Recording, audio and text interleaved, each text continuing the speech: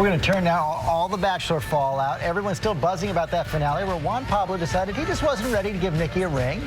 And Nikki Farrell with a rose, but no I love you. I like you a lot. A lot. Telling People magazine, I want to make sure I pick the right person. And while Nikki admits she wants Juan Pablo to propose when he's ready, it seems from this Instagram picture Juan Pablo posted after the show, he's happy just being free. For Good Morning America, Abby Boudreau, ABC News, Los Angeles. Oh, come on, you guys were talking about it the whole way. We got to bring in Donna Barnes now, our relationship expert, co-founder of Date Better. And, you know, that moment, says, I like you, I'm not going to give you the ring. How do you read it? Well, good for him for not saying something that he doesn't feel, because I think that happens all too often. And I think, especially only knowing someone for a couple of months, people make all sorts of promises that they cannot keep.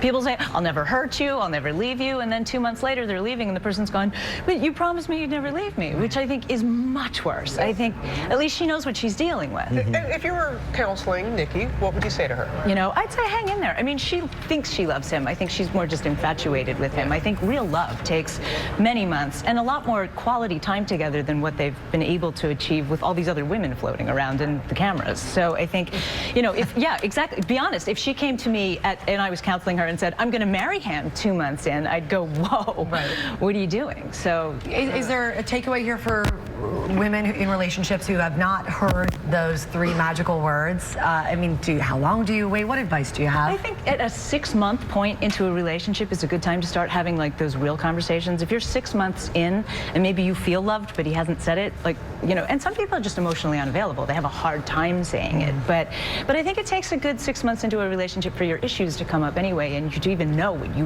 really feel. I'm looking deep into Josh Elliott's eyes here as we're having this conversation. Yes. Your thoughts? Well, 6 months, you said? Yeah. Maybe we just need to extend the show then. Yeah. I have many thoughts. Yeah, many.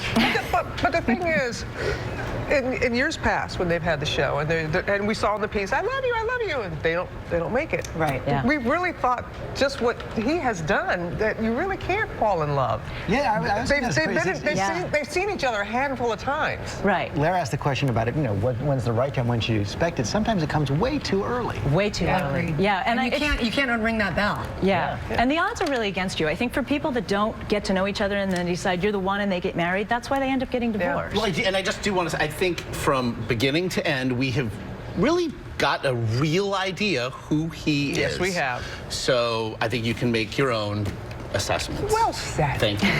All right. Thanks, Donna. Thank you, Donna. Thanks.